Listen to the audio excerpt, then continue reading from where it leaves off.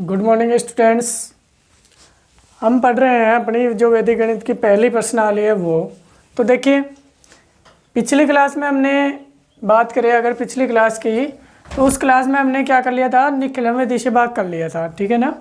अब पढ़ रहे हैं अपने निखिलम विधि के अलावा बी भाग की दो विधियाँ अपने पास में, जैसे एक परावर्त्य विधि है और एक देवजांक विधि है, ठीक है। तो अपन पहले परावर्त्य विधि पढ़ते हैं। निखिलम विधि हमने क्लियर कर ली थी पिछली क्लास में। अब पढ़ेंगे अपन परावर्त्य विधि और देवजांक विधि। तो देखो, पहले अपन परावर्त्य विधि पढ़ लेते हैं, भाग की परावर्त्य विधि। तो देखिए, पहले क्वेश्चन होगा अपना, भाग कीजिए। और भाग कीजिए में भी कौन सी विधि से करना है अपने को, भाग परावर्त्य विधि से करना है। तो देखो, पहले अपन परावर्त्य विधि पढ़ लेते हैं। परावर्त्य विधि, परावर्त्य विधि से, परावर्त्य का मतलब होता है परिवर्तित भी, ध्यान दो। जैसे परावर्त्य विधि से अपन भाग पढ़ रहे हैं, मान लीजिए कि अपन कोई भी अपनी किताब से एक क्वेश्चन ले लेते हैं।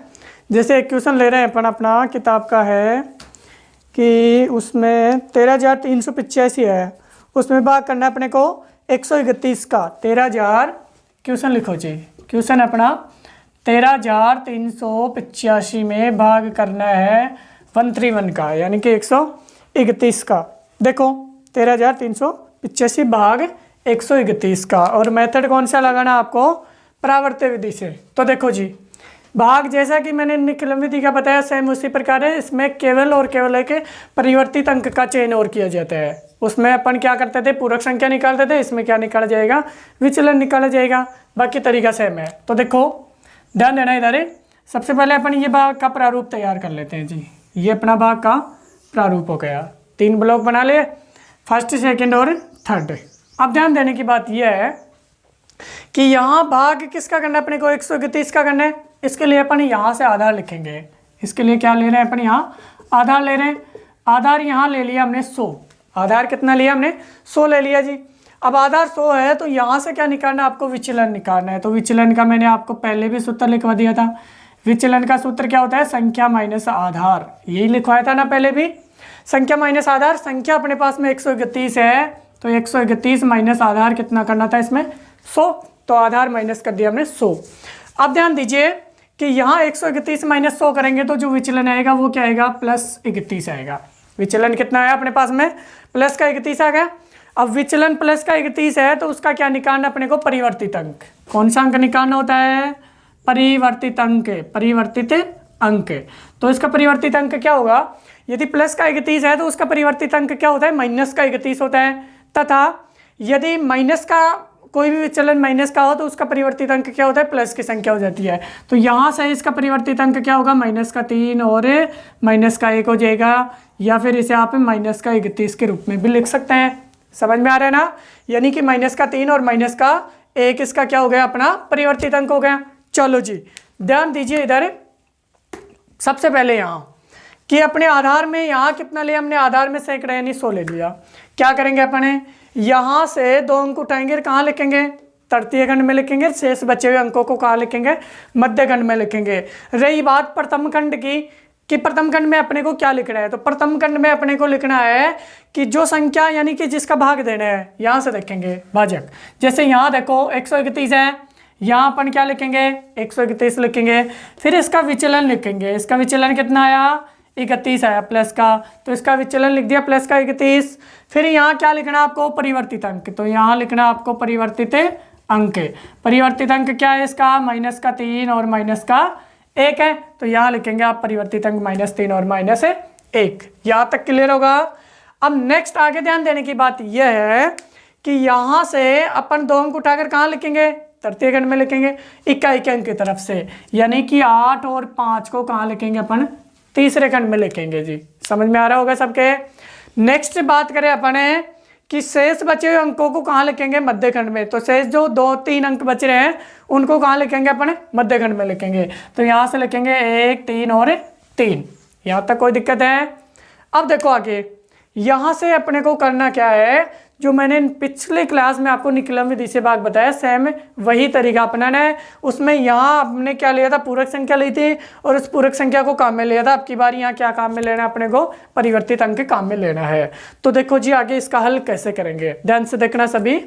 यहाँ देखेंगे कि जैसा हम अपन निकलम में करते थे सेम वैसे कैसे यहाँ से पहला जो कॉलम है उसको ऐसे कैसे उतार देंगे जी।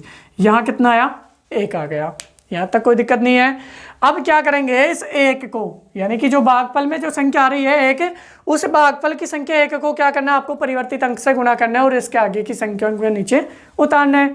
तो यहाँ देखिए कि जो अपने भागफल में क्या आ रहा है, 1 आ रहा है, इस 1 को क्या करना है, परिवर्तित अंक से इंटू करना है। तो इस 1 को परिवर्तित अंक यानी कि -3 से गुणा करेंगे तो -3 आएगा। 1 को -1 से गुणा करेंगे तो क्या आएगा, -1 आएगा। समझ में आ रहा होगा सबके।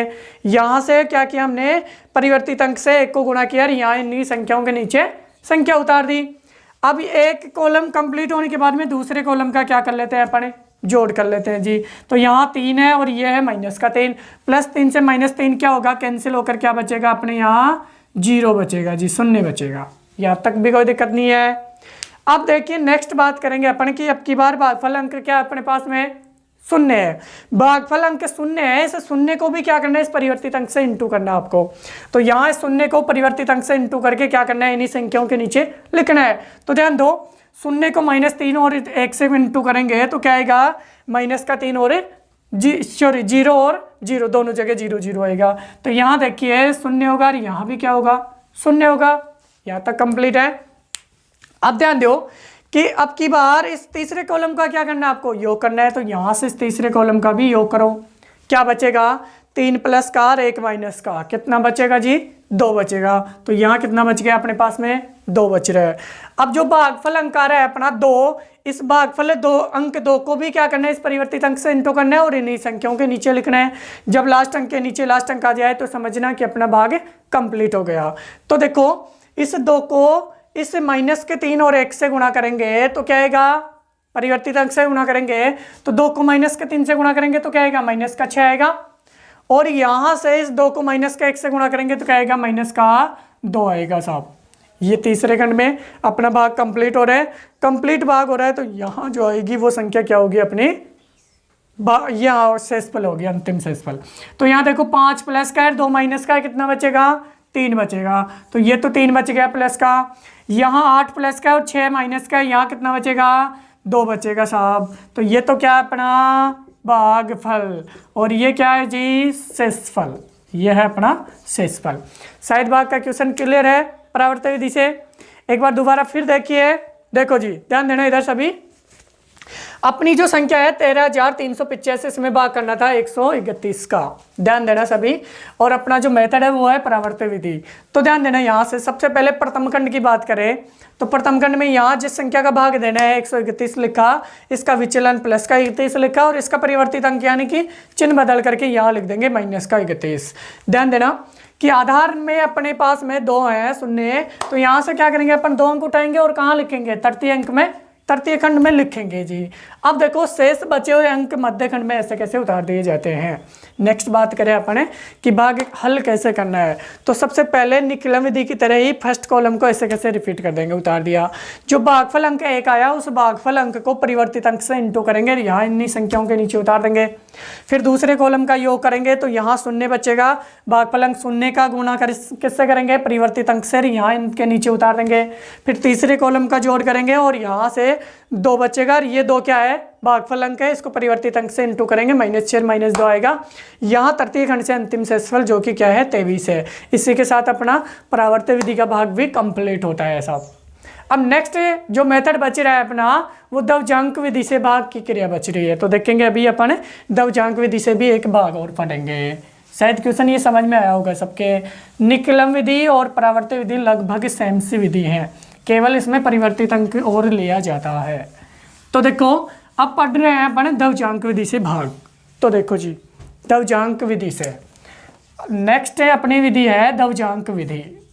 दवजांक विधि देखो, दवजांक विधि से भी अपन क्या करते हैं, कोई भी एक क्वेश्चन ले लेते हैं, समझ में आया ना, कोई भी एक क्वेश्चन लेते हैं और उसका हल करते हैं। तो चलो जैसे अपन एक क्वेश्चन लेते हैं दवजांक विधि का। अपना एक क्वेश्चन है 12,345, एक क्वेश्चन ले लेते हैं अपन 12,345 है। इसमें भाग करना है किसका, 91 का जी। देखो इधर ध्यान देना सभी बोर्ड पर। क्वेश्चन है अपना 12,345 यानी कि 1 2 3 4 5, इसमें भाग किसका करना है, 91 का भाग करना है। तो ध्यान देना इधर सभी, इस द्विजांक विधि में जो भाजक होता है यानी कि जिस संख्या का भाग दिया जाता है उसमें से अपन दो अंकों का चयन करते हैं, एक तो मुख्यांक और एक द्विजांक का। इससे क्या करना है अपने को, एक तो मुख्यांक और एक द्विजांक का चयन करना है। एक अंक मुख्यांक होता है और दूसरा अंक द्विजांक होता है। देखो इसमें भी भाग का प्रारूप यही रहेगा। चलो जी, ये भाग का प्रारूप लिखा हमने, ध्यान देना। इसका जो प्रथम खंड है, इस प्रथम खंड में यहाँ से क्या लिखेंगे, इससे जो भाग जिस संख्या का भाग देना है उसको क्या करते हैं अपन, घातीय रूप में लिखते हैं, घातांकीय रूप में लिखा जाता है। तो इसको घातांकीय रूप में कैसे लिखेंगे आप लोग, इनमें से घातांकीय रूप में इस प्रकार लिखा जाता है, जैसे अपने पास में 91 है तो 91 में अपन क्या करेंगे, इसको 9 को यहाँ लिखेंगे और 1 को यहाँ लिखेंगे। समझ में आया होगा सबके, यहाँ 9 लिखेंगे और यहाँ क्या लिखेंगे, 1 लिखेंगे। अब इसमें क्या करना होता है अपने को कि जो ये अंक होता है उसको तो क्या पढ़ते हैं अपने, मुख्यांक पढ़ते हैं, और इसको क्या पढ़ते हैं, द्विजांक पढ़ते हैं। समझ में आया होगा सबको। ये तो क्या है अपना मुख्यांक, ये तो क्या है जी मुख्यांक, और ये क्या है द्विजांक, इसको क्या पढ़ेंगे द्विजांक। अब ध्यान देना इधर, ये द्विजांक कितना है, यहाँ 1 है और मुख्यांक कितना है अपना 9 है। तो देखो नेक्स्ट क्वेश्चन में आगे क्या करना है आपको। अब रही बात है कि जो भाज्य है अपने पास में 1 2 3 4 5, उसको यहाँ किस प्रकार लिखेंगे, ध्यान देना 1 2 3 4 5 है, उसको इन दोनों कॉलमों में किस प्रकार लिखना होगा, ध्यान दो। यहाँ से देखेंगे अपने कि मुख्यांक और द्विजांक में कितने अंक है, अपने पास में 1 अंक है। जितने अंक द्विजांक में होते हैं उतने ही अंक कहाँ उतारे जाते हैं, यहाँ से इकाई के अंक की तरफ से उठाकर कहाँ लिखे जाते हैं, तृतीय खंड में लिखे जाते हैं, तीसरे ब्लॉक में लिखेंगे जी। यहाँ देखो द्विजांक में 1 ही अंक है तो यहाँ से भी आपको 1 अंक उठाना है, कहाँ लिखना है जी, यहाँ तृतीय खंड में लिखना है। तो यहाँ से तृतीय खंड में कितना आएगा, 5 आएगा। यहाँ तक क्लियर है। शेष बचे हुए अंकों को कहाँ लिखा जाता है, मध्य खंड में लिखा जाता है। शेष अंक क्या बच रहे हैं अपने पास में, 1 2 3 और 4। इन सभी अंकों को, शेष बचे हुए अंकों को कहाँ उतार दिया जाता है, मध्य खंड में उतार दिया जाता है। यहाँ तक का काम कंप्लीट है। दोबारा देखो एक बार, मुख्यांक 9 है, द्विजांक 1 है, द्विजांक में 1 अंक है, इसलिए क्या करेंगे अपन, यहाँ से इकाई की तरफ से 1 अंक उठाएंगे, कहाँ तृतीय खंड में लिखेंगे। शेष बचे हुए अंकों को मध्य खंड में लिखेंगे। अब यहाँ से अपने को जो भाग की क्रिया करनी है उसके साथ साथ यहाँ आपको एक संकेत लिखना है, संकेत के रूप में यहाँ लिखते जाना है। सबसे पहले संकेत के रूप में आपको क्या लिखना है, ध्यान देना इधर, आपको लिखना है कि सबसे पहले इस 9 का तो अपने को यानी कि मुख्यांक का तो क्या करना होता है, इनमें भाग करना होता है। जो भागफल अंक आता है उसको क्या करते हैं, द्विजांक से इंटू करके वहां से संशोधित भाज्य निकाला जाता है। सबसे पहला काम आपको संकेत में क्या लिखना है, यहाँ देखेंगे कि यहाँ लिख देना आप कि मुख्यांक तो क्या है अपने पास में, मुख्यांक 9 है और द्विजांक क्या है, 1 है, द्विजांक बराबर 1 है। अब सबसे पहला काम देखिए इधर, सबसे पहला अंक क्या है अपने पास में, 9 का भाग करना है। तो यहाँ 1 में भाग नहीं देंगे, कितने में देंगे, 12 में भाग देंगे। तो आपको यहाँ लिखना है कि 12 में भाग करना है किसका, 9 का। 12 में आप 9 का जब भाग करेंगे तो उस समय भागफल तो क्या आएगा, यहाँ लिखेंगे, भागफल यहाँ लिखेंगे, भागफल बराबर क्या रहा है और शेषफल बराबर क्या रहा है, यहाँ लिखना है जी। तो देखो ध्यान देना इधर सभी लोग आप कि भागफल में कितना आएगा और शेषफल में कितना आएगा। ध्यान देना 12 में अपन जब 9 का भाग देंगे, भाग कितनी बार जाएगा, 1 बार जाएगा।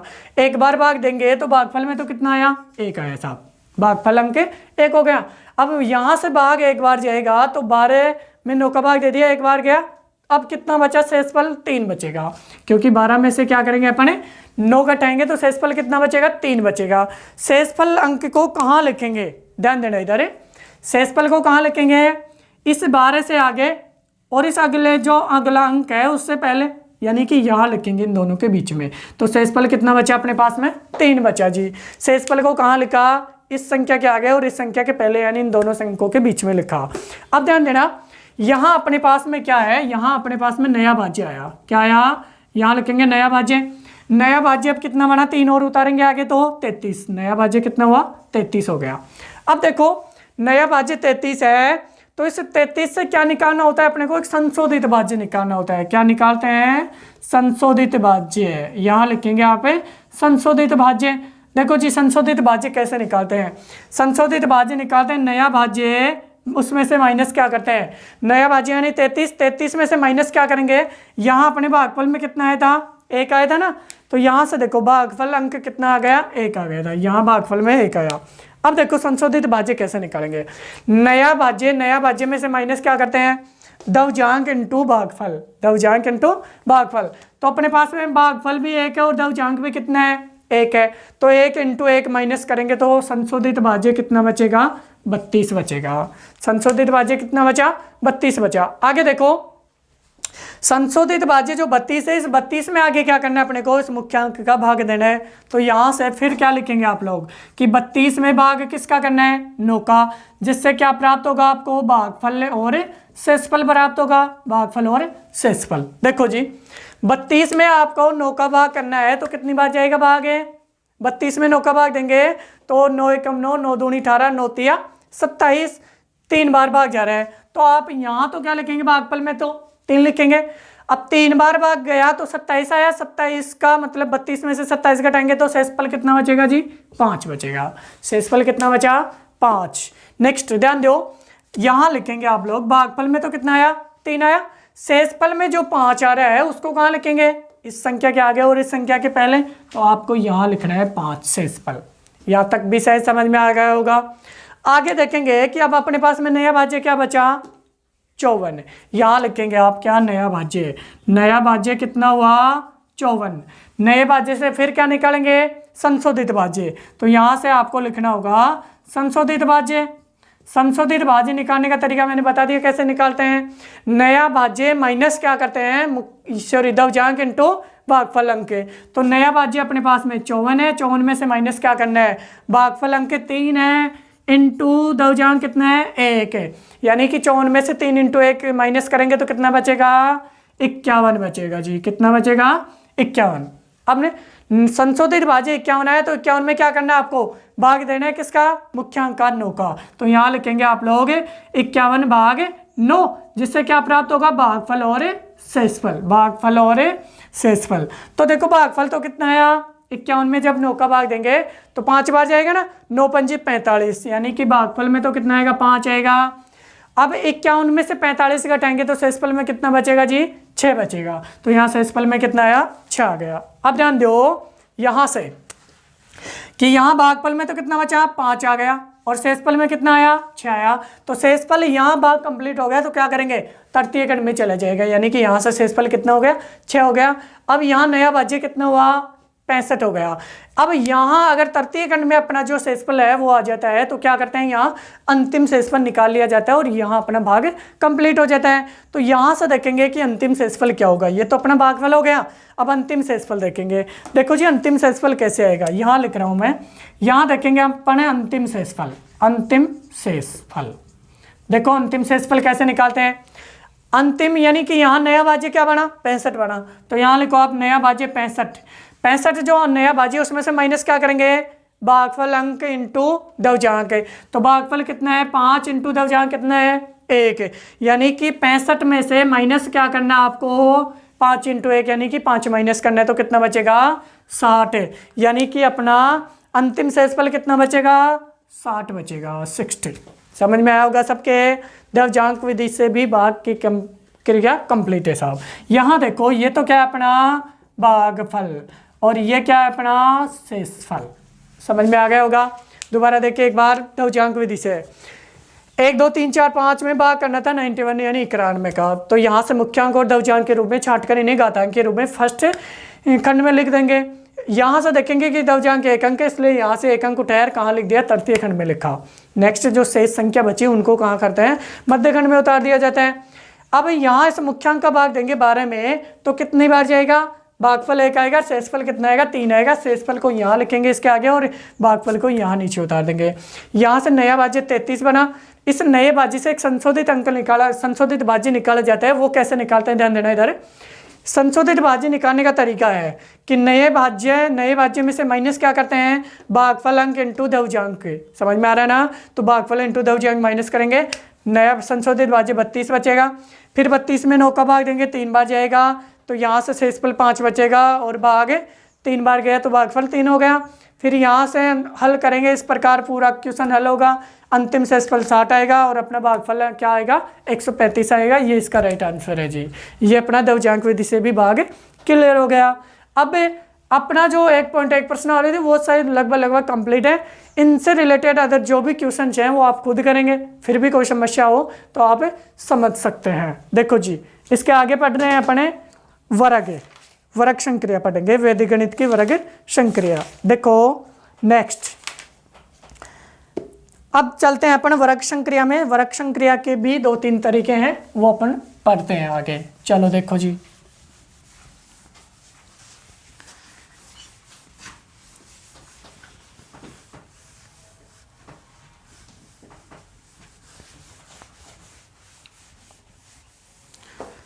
अब देखते हैं वर्ग संक्रिया।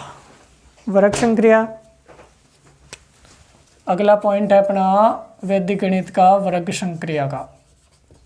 देखो जी, इससे भी अपने कुछ क्वेश्चन हल करके पढ़ते हैं।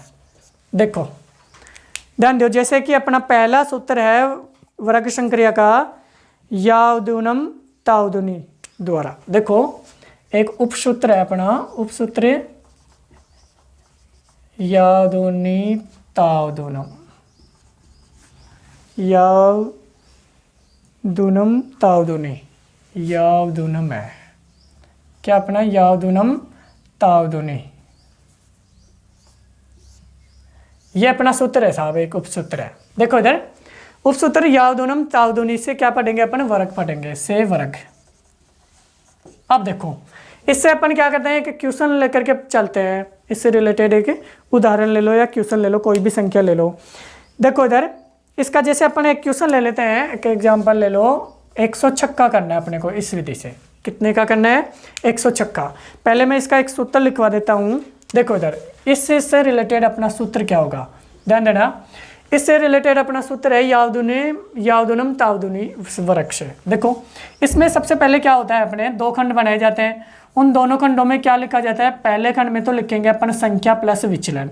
क्या लिखेंगे, संख्या प्लस विचलन। और दूसरे खंड में क्या लिखेंगे, विचलन का स्क्वायर। दूसरे खंड में क्या लिखेंगे अपन, विचलन का स्क्वायर कर देंगे। ये अपना इसका सूत्र है। फर्स्ट खंड हो गया, ये दूसरा खंड हो गया। पहले खंड में संख्या प्लस विचलन लिखेंगे और दूसरे खंड में क्या लिखेंगे, विचलन का स्क्वायर लिखेंगे जी। चलो अपने पास में संख्या 106 है। संख्या क्या है, 106। तो यहाँ से अपन आधार ले लेते हैं। आधार कितना होगा इसका, 100 होगा जी। ध्यान देना, इधर आधार बराबर कितना हुआ, 100 हो गया। आधार 100 है तो यहाँ से क्या निकालना है आपको, विचलन निकालना है। तो विचलन निकालेंगे यहाँ से। विचलन का मैंने सूत्र बता दिया आपको, संख्या माइनस आधार होता है विचलन का सूत्र, संख्या माइनस आधार है। संख्या क्या है अपने पास में, 106 है तो यहाँ लिखो 106 माइनस आधार क्या है, 100 है तो आधार 100 माइनस करेंगे, क्या बचेगा, विचलन प्लस का 6। विचलन कितना आया, प्लस का 6 आ गया। अब देखो सूत्र के अकॉर्डिंग क्या करते हैं अपन, इसमें मान रखते हैं। तो 2 खंड बनाएंगे सबसे पहले। चलो जी, ये 2 खंड बना लिए। पहले खंड में क्या लिखेंगे, संख्या प्लस विचलन। संख्या कितनी है जी अपनी, 106। यहाँ लिखो संख्या 106 प्लस विचलन। प्लस विचलन क्या है अपने पास में, 6 जी, प्लस का 6। तो इसमें प्लस विचलन जोड़ देंगे, 106 प्लस 6 हो गया। अब दूसरा जो खंड है, दूसरे खंड में क्या करना है आपको, यहाँ सूत्र से देखो, विचलन का स्क्वायर। यानी विचलन कितना है अपने पास में, 6 है। तो यहाँ से क्या करना है आपको, छक्का स्क्वायर करना है। तो देखो छक्का स्क्वायर तो कितना होगा, यहाँ से 36 हो जाएगा। और इधर वाले में 106 में 6 जोड़ेंगे तो कितना हो जाएगा, 112 हो जाएगा। क्या करेंगे, आधार में 2 शून्य इसलिए 2 अंकों को नीचे ऐसे कैसे उतार देंगे। तो यहाँ से तो 36 ऐसे कैसे उतार दिया और यहाँ से 112 भी ऐसे। देखो जैसे अपन यावदूनम तावदूनी द्वारा कर रहे थे, तो इसमें अपना आंसर सही आंसर 112 36 आ गया। शायद क्वेश्चन समझ में आ गया, एक बार फिर दोबारा देख लेते हैं अपन। देखो जी, संख्या प्लस विचलन और यहाँ विचलन का स्क्वायर इसका सूत्र है। यहाँ संख्या 106 विचलन 6 है। यहाँ विचलन यानी छक्का स्क्वायर हो गया। यहाँ 36 आएगा और यहाँ जो 6 जोड़ेंगे तो 112 होगा। दोनों को यहाँ उतारेंगे, ये इसका सही आंसर है। ये था अपना यावदूनम तावदूनी द्वारा क्या, वर्ग है। इसके आगे जो अगला वर्ग है वो देखते हैं अपने। यावदूनी तावदूनम के बाद में अनुरूपेण द्वारा वर्ग पढ़ेंगे अपने। चलो जी, इसके बाद में आ रहा है अनुरूपेण द्वारा वर्ग। अगला कौन सा होगा अपना, अनुरूपेण द्वारा वर्ग ज्ञात करना। ध्यान देना सभी, अनुरूपेण द्वारा वर्ग। चलो जी, देखो इधर अगला अपना है अनुरूपेण द्वारा वर्ग। अनुरूपेण द्वारा वर्ग, अनुरूपेण द्वारा वर्ग करना। चलो इसका भी अपन को एक क्वेश्चन ले लेते हैं और फिर इसको हल करते हैं। जैसे इसका अपन एक क्वेश्चन ले रहे हैं 24 है, क्वेश्चन क्या है अपना इसमें 24 का वर्ग करना है अनुरूपेण द्वारा। समझ में आया होगा सबके। क्वेश्चन देखो ध्यान से, 24 का वर्ग, इसका एक सूत्र है अपना अनुरूपेण का सूत्र है कि यहाँ से 3 खंड बनाएंगे। इसमें कितने ब्लॉक बनाएंगे? 3 ब्लॉक। यहाँ देखेंगे इकाई और दाई के अंकों के रूप में लिखेंगे। पहले खंड में तो आपको लिखना होगा दाई के अंक का स्क्वायर, दाई के अंक का स्क्वायर लिखना होगा। और तृतीय खंड में क्या लिखना होगा? आपको इकाई के अंक का स्क्वायर लिखना होगा, इकाई अंक का स्क्वायर लिखना होगा। 2 खंड क्लियर हो गए। अब ध्यान दीजिए आगे, पहले खंड में दाई के अंक का स्क्वायर, दूसरे खंड में इकाई के अंक का स्क्वायर होगा। अब जो मध्य खंड बचा उसमें क्या करना है आपको? दोनों अंकों का गुणा करके उसका 2 गुना करना होगा। क्या होगा? दोनों अंकों का गुणा इंटू 2 गुना। क्या करना है आपको? 2 इंटू, यहाँ तो क्या लिखोगे यहाँ पे? दाई का अंक, यहाँ तो लिखना है आपको दाई का अंक इंटू इकाई का अंक, इंटू इकाई का अंक। ये समझ में आया होगा।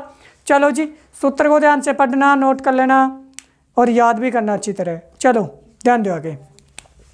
जैसा हमने सूत्र लिखा उसके अकॉर्डिंग क्या करते हैं? यहाँ से मान रख कर हल करते हैं। ध्यान देना, जैसे 2 है, यहाँ 2 का क्या करना है आपको? स्क्वायर करना है। तो यहाँ से 2 का स्क्वायर कर दिया पहले खंड में।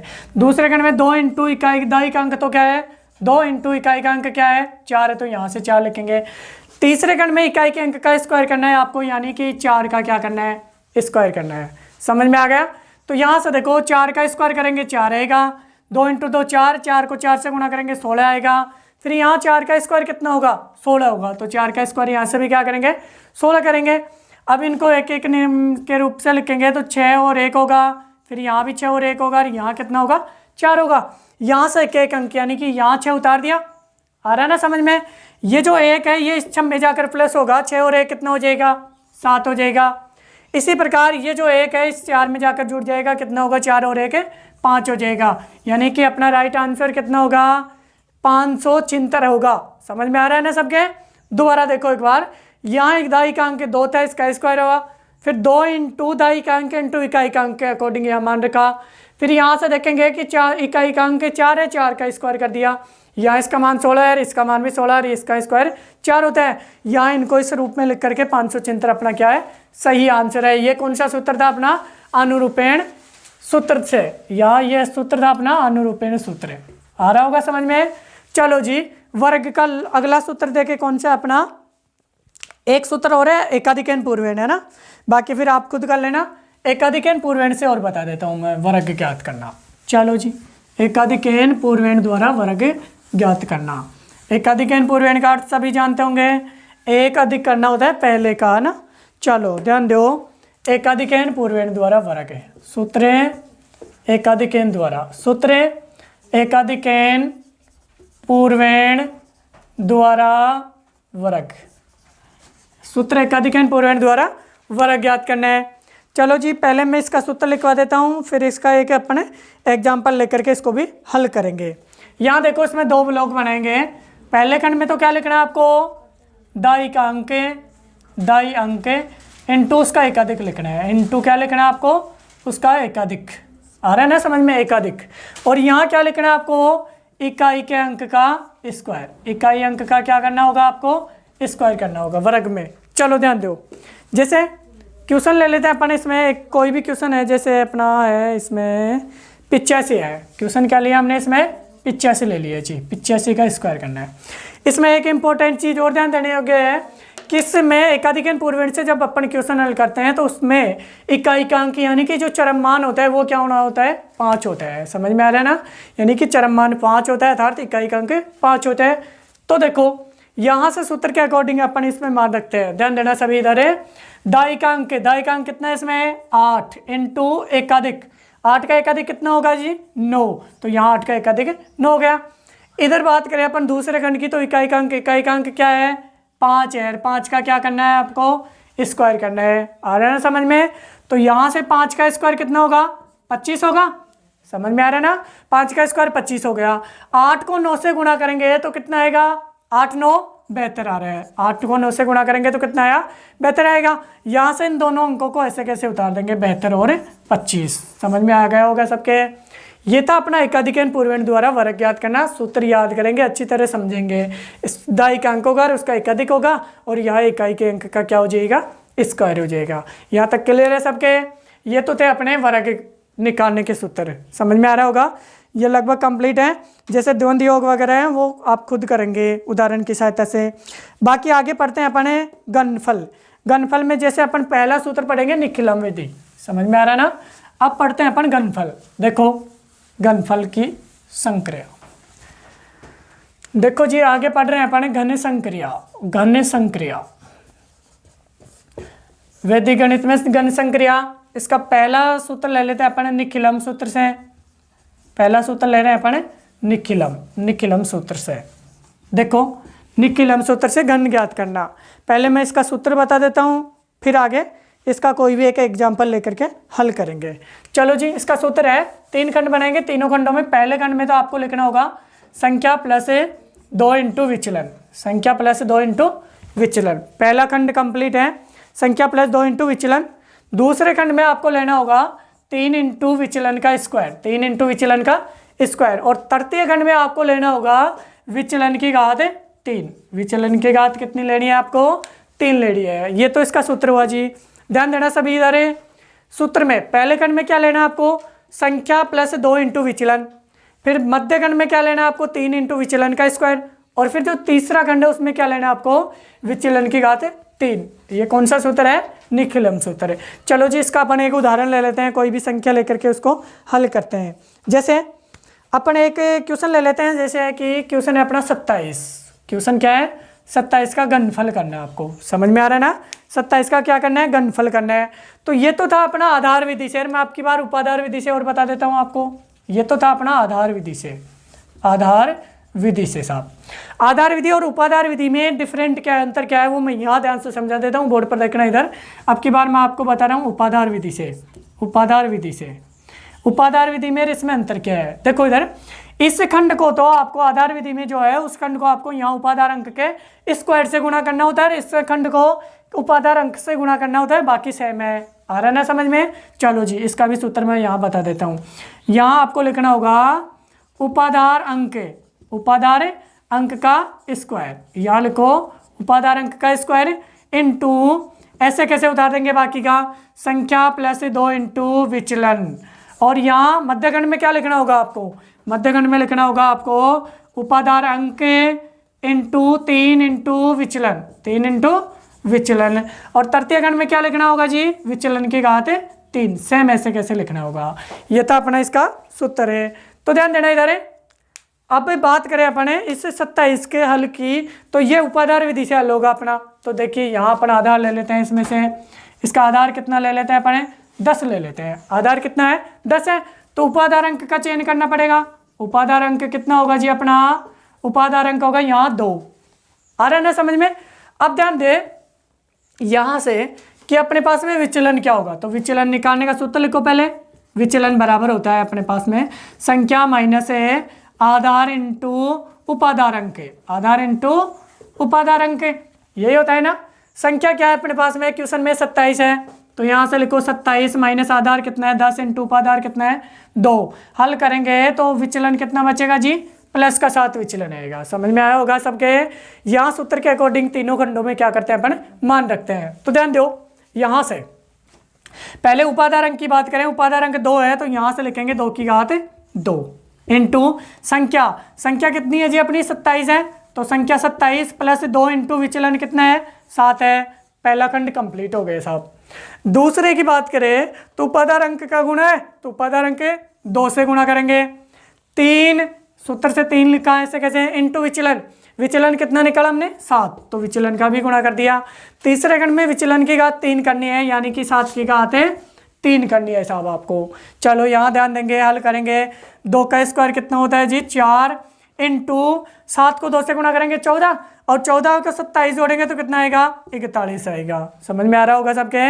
यहाँ इनको गुणा करेंगे तो 3 इंटू 2, 3 दूनी 6, और छक्को 7 से गुणा करेंगे तो कितना आएगा? छक्को 7 से गुणा करो, छक्को 7 से गुणा करेंगे तो कितना आएगा? सॉरी 1 मिनट, यहाँ विचलन का स्क्वायर आएगा। यहाँ क्या है सूत्र में अपने? यहाँ विचलन का स्क्वायर है, तो यहाँ भी क्या होगा? विचलन का स्क्वायर होगा। अगर यहाँ विचलन का स्क्वायर होगा तो यहाँ भी क्या होगा? अपने यहाँ 7 का भी स्क्वायर होगा। चलो दोबारा ध्यान देते हैं। 2 इंटू 3, 3 दूनी 6, 6 इंटू 7, 7 का स्क्वायर कितना होगा? 49, तो यहाँ 7 का स्क्वायर लिखेंगे 49, और यहाँ 3 की घात 3 है, 7 की घात 3 है, सॉरी, तो 7 की घात 3 कितना होता है, 7 का क्यूब कितना होता है 343, 7 को 7 से गुणा करेंगे 49 आएगा, 49 को 7 से गुणा करेंगे 343 आएगा। चलो जी, इनको भी गुणा करके लिखते हैं, यहाँ इसको गुणा करेंगे 4 एकम 4, 4 चौक 16, 164 आएगा। इस छक को भी 49 से गुणा करो, 6 नाम 54, 4 आएगा, 6 चौके 24 और 5 कितना हो जाएगा 29, 294 आएगा। यहाँ कितना आ रहा है 343 आ रहा है। यहाँ तक सबके समझ में आया होगा। अब आगे देखिए इनको कैसे लिखेंगे, ध्यान देना इधर है, यहाँ बता देता हूँ मैं। यहाँ अपने पास में 343 है, इस 343 को कैसे लिखना है, चलो ऊपर ही देखते हैं। यहाँ देखो इधर, इसको मिटा कर देता हूँ मैं, ध्यान देना। आगे हल कैसे करना है आपको, यहाँ से देखो 343 है, इस 343 आधार में अपने एक 0 है ना, तो एक एक रूप से लिखेंगे, यानी कि 3 कैसे लिखेंगे इनको, 3 और 34 ऐसे लिखेंगे। फिर बीच वाले खंड में भी क्या लिखेंगे आप, 4 यहाँ लिखेंगे और 29 को थोड़ा नीचे लिखेंगे, इस प्रकार लिखेंगे। इधर 164 ऐसे कैसे उतार देंगे, समझ में आ रहा होगा सबके। यहाँ से 3 ऐसे कैसे ले लिया, कितना लिया 3, यहाँ से 34 क्या होगा, इसमें प्लस होगा, 34 और 4 को जोड़ेंगे तो कितना आएगा 38 से 8 आ गया। यहाँ दाई यहाँ से कितना बचेगा 3, तो यहाँ 3 आकर के इसमें जुड़ जाएगा जी। 3 और 29 को जोड़ेंगे तो 32, और 32 इसमें आकर के क्या होगा जुड़ जाएगा। 164 में क्या जोड़ना है आपको, 32 जोड़ना है, कितना आएगा 196, तो 196 यहाँ हो जाएगा। देखो दोबारा एक बार, 3 ऐसे कैसे, 34 और 4 8 आ गया, 3 यहाँ जुड़ गया 32, 32 को इसमें जोड़ेंगे तो कितना आएगा 196। ये अपना इसका राइट आंसर होगा 19,683। समझ में आया होगा क्वेश्चन। निकलम विधि से घनफल ज्ञात करना, देखो कैसे करते हैं, मैंने सूत्र बता दिया आपको, आधार और उपाधार दोनों विधियों से अच्छी तरह सूत्र को याद करने हैं, पढ़ने हैं।